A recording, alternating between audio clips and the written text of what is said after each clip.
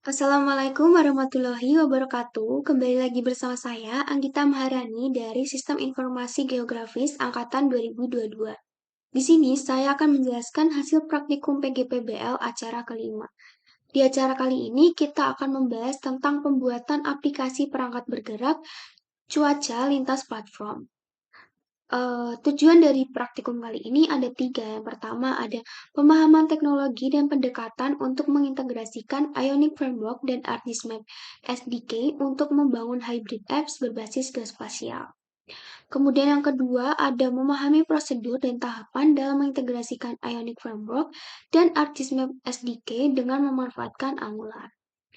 Kemudian yang ketiga ada penerapan prosedur dan tahapan dalam mengintegrasikan Ionic Framework dan ArcGIS-Map for SDK dengan memanfaatkan Angular untuk membangun hybrid app sederhana berbasis geospasial. Alat dan bahan yang digunakan selama praktikum kali ini terdapat Ionic Framework. Ionic Framework ini berfungsi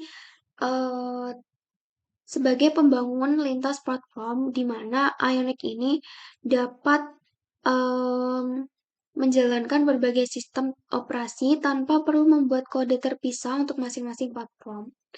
Kedua ada komponen UI yang responsif.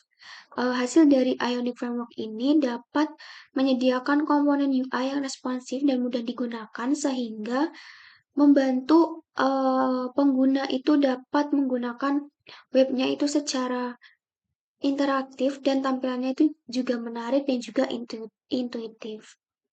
Kemudian ada integrasi API cuaca. Nah, di sini fungsi dari Ionic Framework ini dapat memudahkan integrasi dengan berbagai API cuaca melalui penggunaan Angular atau framework lain yang didukungnya.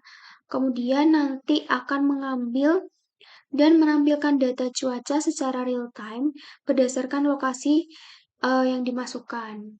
Kemudian yang kedua adalah menggunakan Angular. Angular di sini berfungsi sebagai arsitektur aplikasi yang terstruktur, di mana Angular dapat menyediakan kerangka kerja yang sangat struktur dengan pola MVC, yaitu model view controller, yang membantu dalam memisahkan logika aplikasi, tampilan, dan pengelolaan data secara jelas, sehingga memudahkan pengembangan dan pemeliharaan aplikasi cuaca.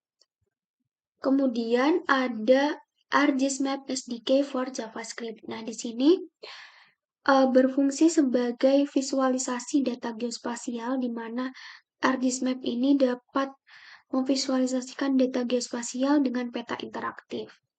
Kemudian juga ditambahkan informasi cuaca yang terkait dengan lokasi geografis seperti peta hujan, suhu, atau angin. Kemudian ada integrasi data cuaca secara real time di mana ArcGIS-Map ini tuh dapat mengintegrasikan dan menampilkan data secara real time menggunakan lapisan cuaca dari laman seperti NOAA atau API cuaca lainnya untuk menampilkan radar cuaca.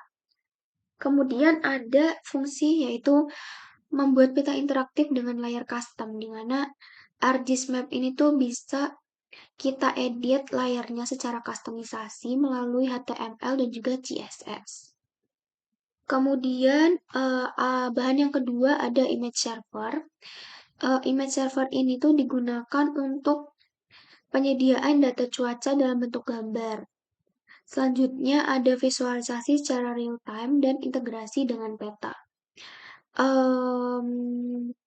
Image server ini tuh digunakan untuk menampilkan gambar cuaca yang telah kita masukkan berdasarkan lokasi yang kita masukkan yaitu di US. Kemudian selanjutnya ada alat yang digunakan pada acara kali ini yaitu Visual Studio Code dan juga GitHub. Visual Studio Code ini tentunya digunakan untuk mengedit script dan juga membangun aplikasi Ionic-nya ini menggunakan project di acara sebelumnya yaitu Simple Map. Kemudian yang kedua ada GitHub. GitHub ini tuh digunakan untuk menyimpan project di dalam repositori yang dibuat, kemudian diuploadnya melalui GitHub.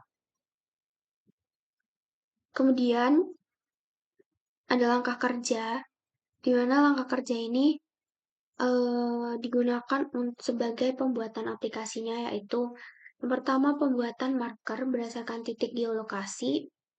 Kemudian yang kedua, menyematkan simbologi titik sesuai geolokasi atau user location. Kemudian yang ketiga, penambahan informasi cuaca melalui image server. Kemudian yang keempat ada penambahan base map dan point marker berlokasi di area tertutupi oleh informasi cuaca. Selanjutnya saya akan menjelaskan script yang digunakan. Yang pertama itu kita masuk ke dalam homepage.ts. Sebelumnya itu kan kita menggunakan project Simple Map yang kita gunakan di acara sebelumnya. Nah, di acara sebelumnya itu kita hanya mengimport map, kemudian map view, grafik, dan juga point. Nah, di acara kali ini kita tuh menambahkan import baru yaitu import simple marker symbol dan juga import imagery layer. Simple marker symbol ini digunakan untuk mewakili geometri titik pada peta sehingga dapat mendefinisikan tampilan titik seperti bentuk, warna, ukuran, dan garis tepi. Kemudian ada imagery layer, ini digunakan untuk mewakili lapisan yang menampilkan data gambar seperti citra satelit pada peta. Kemudian imagery layer ini digunakan untuk menambahkan dan memanipulasi data raster atau gambar dalam aplikasi GIS. Selanjutnya, langkah yang berikutnya ada di bagian homepage.ts ini. Sebelumnya, skrip-skrip yang digunakan di acara sebelumnya itu kita komen terlebih dahulu bagi skrip yang tidak digunakan. Kemudian di acara kali ini kita juga menampilkan data lokasi atau user location di bagian sini. Ini kan map view any. Nah, sebelumnya itu tuh kita mengatur agar lokasi itu tuh sesuai dengan current location yang didiami oleh pengguna, itu menggunakan template URL homepage.html, kemudian ada bukan. Ya, ini kita ganti menggunakan user location grabs. Ini digunakan untuk menampilkan titik lokasi sekarang itu user location. Kemudian di dalam user location itu kita menyematkan simbologi titik sesuai geolokasi pengguna untuk user location-nya. Itu di bagian update user location. Nah, karena user location itu sebenarnya nggak digunakan karena hasil dari output praktikum kali ini adalah aplikasi cuaca, sehingga user location itu kita hapus menjadi data titik yang ada di wilayah yang tertutupi oleh informasi cuaca tersebut. Selanjutnya, untuk menampilkan informasi cuaca ini kita memerlukan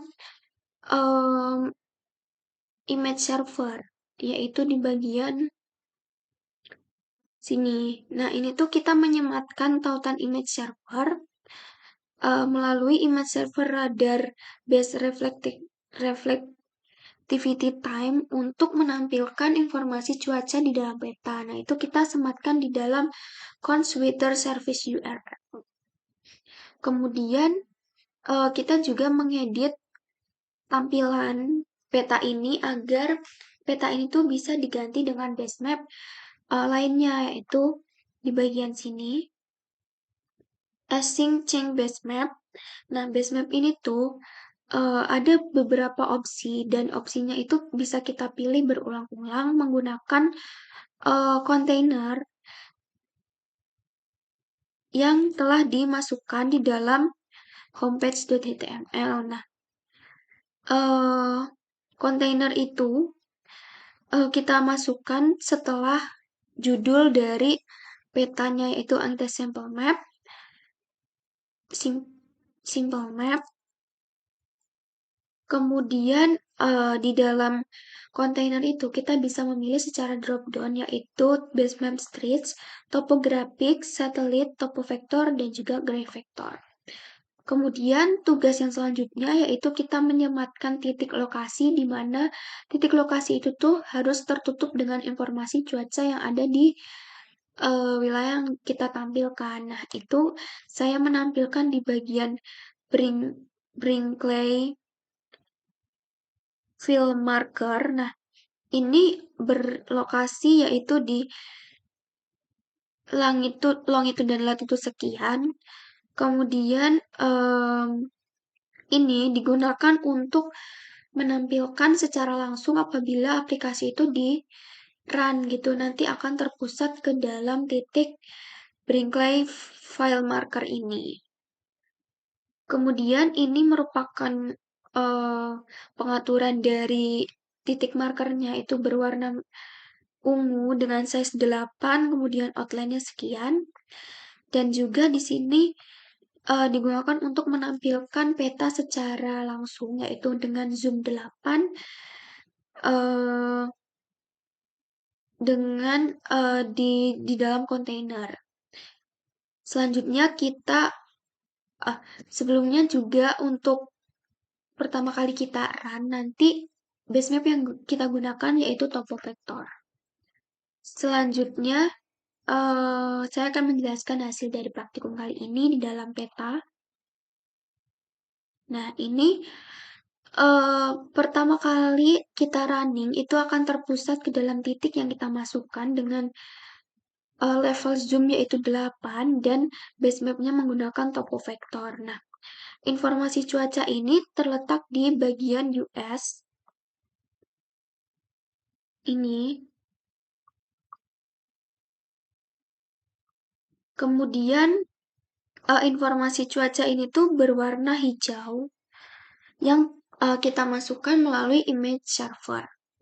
Kemudian ada pemilihan base map. Di sini ada 5 base map menggunakan street view, di mana base map ini tuh kita bisa ganti-ganti sesuai kebutuhan. Misal di sini topographic, kemudian ada satelit, selanjutnya ada topo vector dan juga gray vector.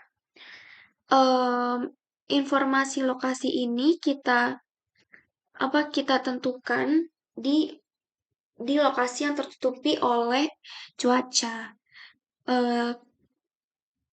Sekian penjelasan praktikum PGPBL acara kelima dari saya. Apabila ada salahnya mohon dimaafkan. Wassalamualaikum warahmatullahi wabarakatuh.